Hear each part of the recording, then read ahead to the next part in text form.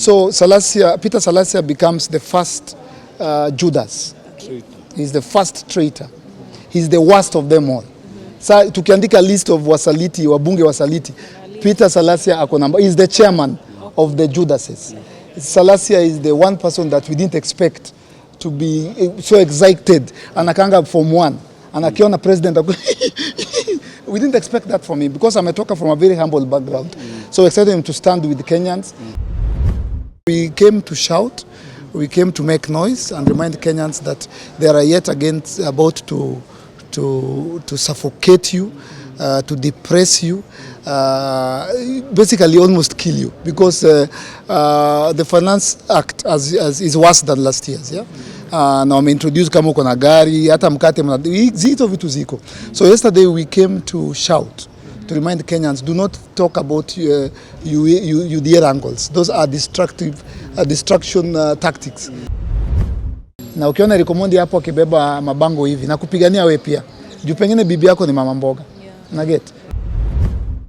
What's happening today is Eric was arrested yesterday. We've managed to release him on cash bail.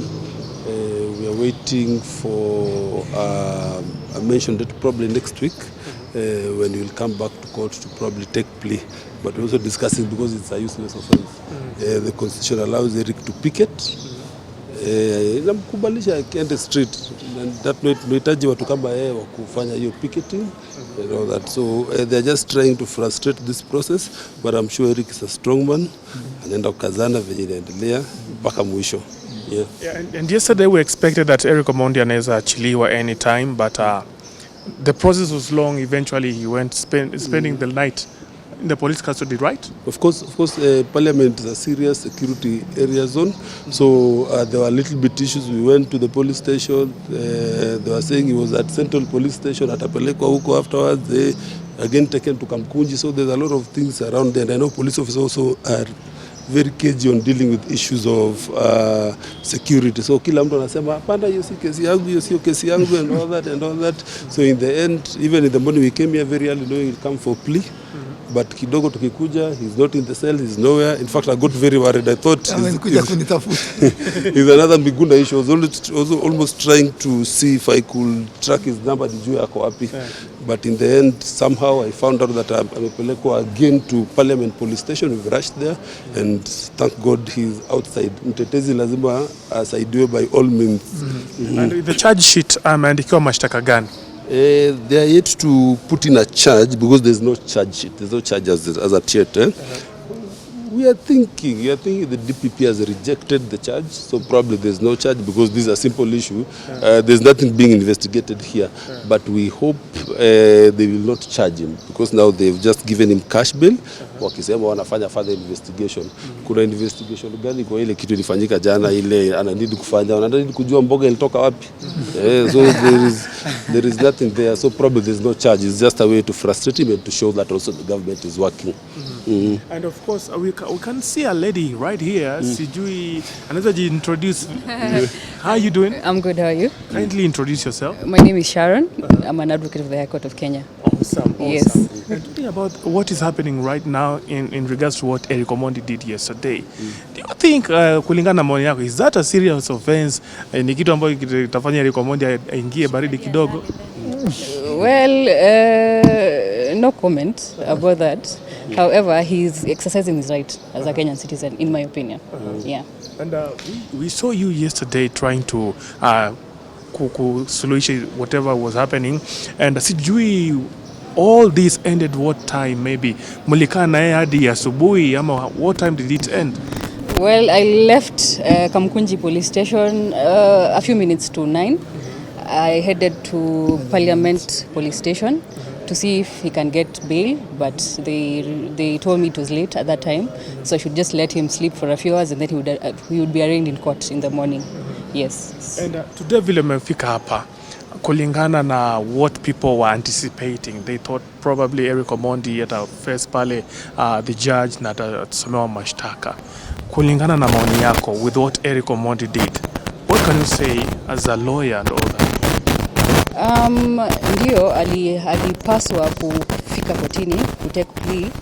However, if ODPP hawakuwa ready, ilibidi either take plea ama wamwache, of which wamemwachilia. So wacha tungoje take plea. Yeah. So when is the plea taking place? I think sometime next week, maybe Wednesday. Yeah. The 12th, thereabout. Yeah. Yeah. Okay. Can you talk with Eric Omondi, kindly? Eric Omondi, how you feeling? I'm okay. I'm doing fine. Nashukuru Mungu, I can't complain. Yes. Jana umekuja pale, umefanya vitu, umeleta wamama wa mboga. Yes. Mkashikwa. Sijui hao wengine wako wapi wenye mlishikwa na wao? Wameshikwa, wameenda nyumbani. Ni wamama wako na watoto na pia wako na familia zao. So waliavu venye lawyer wamemaliza kesi, tukawa release waende nyumbani. Manake hawajaona watoto wao, mabwana zao. So lazima wangekimbia nyumbani. Yes. And it's been a while since Eric demonstrate. Now yesterday we decided to do that. And I know watu wanashindwa. Mbona Eric aliamua tu akatokea na akaamua kuja pale na mboga, wai mama mboga, mbona si watu wa boda, but we decided to do with our mama mboga. Yeah, we only demonstrate when it is necessary and when I feel like it is time and timely. So we are about to experience another finance bill. And you know what happened last year, and this time we didn't want to wait because we know the shenanigans, we know the charades, public participation, closure, this what you have finance bill. So we know, so lazima tunaiba mbio, so tunakuja, alafu the government has been very smart to get our attention from the finance bill. UDA wana fight, Gachagua wana fight na rais, Sakaja sio wamefanya nini, Limuru 3, it's all a distraction. So we came to shout, we came to make noise and remind Kenyans that they are yet again about to suffocate you, to depress you, basically almost kill you, because the Finance Act is worse than last year's. Yeah? Na wameintroduce kama uko na gari hata mkate zito vitu ziko. So yesterday we came to shout, to remind Kenyans, do not talk about UDA angles. Those are distraction tactics. So we are just calling them out, yeah, telling Kenyans, wanataka kupitisha. So taking their focus from this to Finance Act 2024. So right now nimeona kwa gazeti, nimeona kwa TV Citizen jana. So Kenyans are back on track. We will not allow the government to hoodwink us. And we, as the lawyer said, Owadi, Nashali, it is within our constitutional right to picket. Wale ni wamama. That's why sikuja na boda. Wamama tu wamama mboga. Nilichukua pa Mudhuru, hata alikuwa anauza mboga. What I didn't pay any mama. I just bought those mbogas. Kasema mboga gunia moja ni pesa ngapi? Nikanunua mboga zao. Kasema hizi mboga zenyu naomba mnisaidie, nishanunua, tupeleke mahali. Munimwagie pale parliament. You see, and so it was very peaceful, as of course as usual, until the police were involved, and we are not going to relent until ulisikia au MP washapanda au wasaliti au kina Salasya. Yes, that means it's working. Yeah. I know they're planning to pass it because the president has the numbers, but we will put up a spirited fight. We'll be counted. We will stand against it. And somebody might wonder, why would Eric Omondi take all this demonstration outside the parliament? Mbona si kwengine? Why parliament? It is the parliament. It is them who pass the laws. It is them that will be brought to the document. Sasa ni hapo, that ni hapo. Usidanganywe si mali pengine. It's the parliament that is the house that passes these laws before it goes to the president. If you can stop it at the parliament, haitafikia rais. Yeah. Now watu walichaguliwa na wananchi.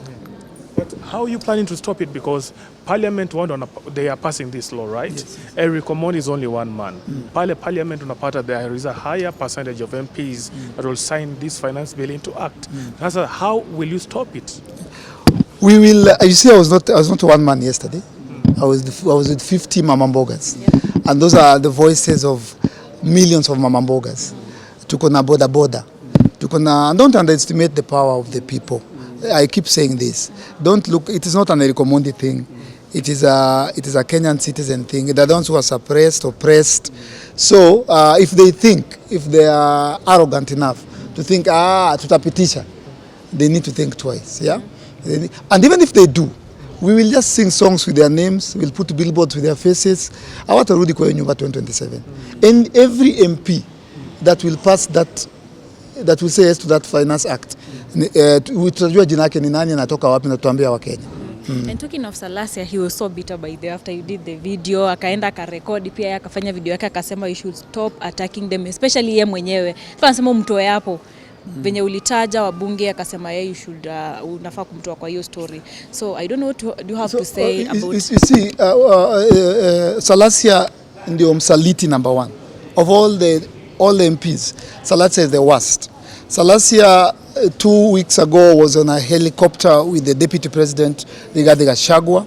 Salasya was on a bonfire 3 nights ago with the President. Salasya has been to every event of the President. Salasya is in bed with the government. Salasya has been bought. He's enjoying the luxuries of life that the government provides. So yeye ndo msaliti number 1. Yeah? Yeye ndo ametusaliti sana. Yeah? If you've been following Salasya, picha alipost na nani? Na rais, yeah? Na alikuwa kwa helicopter akienjoy, anachukua selfies. Niko hapa na DP Gachagua, tumetoka Kilifi, ilikuwa nzuri sana. He's been bought. He's been paid. He's in bed with the government. So Peter Salasya becomes the first Judas. He's the first traitor. He's the worst of them all. Sa tukiandika list of wasaliti, wabunge wasaliti, Peter Salasya ako number. He's the chairman of the Judases. Salasya is the one person that we didn't expect to be so excited. Anakanga from 1. Anakiona president. We didn't expect that from him because ametoka from a very humble background. So excited him to stand with Kenyans, to fight for Kenyans. But yeye ameshalipwa na ni pesa kidogo sana. Na sitaki kusema hapa juu, hizo ni vitu sitaki kumaibisha. Pesa kidogo sana ashapewa pale. Aende kwa Rambe. Enda amepewa 50,000 naenda kwa football match pale Mumias. Bwana DP habari gani? Niko na Rambe. Ametumiwa 35k. Niko na hii kitu ya mama ya bodaboda Mumias. Anasupportiwa na vitu ndogo hata mimi naweza msupport. Hata sisi tunaweza msupport. So tunaomba Peter Salasya avuke sakafu kwa mwendo wa asti. Akuje kwa upande wa wananchi wa Kenya. Asikue upande huu mwingine. Utaona atavote yes. Remember this clip. Alisema ungengoja financially itoke. Atungoji, we know the charades. We know it's of it. This is what they last year. Atungoji, tukingoja it will be too late. But I want you to mark my words. Salasya will vote for the Finance Act 2024 and I'll be vindicated. Mtaona atavote yes and I'll be vindicated. And just talking about the demonstration yesterday, many noticed how you had dressed like an askari, a city council askari. Was there a message that you are trying to send when you are dressing as a city council askari? Yes, I was sending a message. I was dramatizing a very intelligent message. Nilikuwa napiga wale wa mama na wale hawkers, which is what our kanjos do. At least mimi nilikuwa kwa uniform. Hao wanapiganga hata bila uniform. Hatujui kama ni kanjo. At least mimi I was decent enough to be in uniform. Just to show the oppression, to show how people who struggle to put food on the table are treated, not just by the government but even the city council. Yeah, and Plug, I want to tell you the truth. I've been telling you Kenyans are on their own.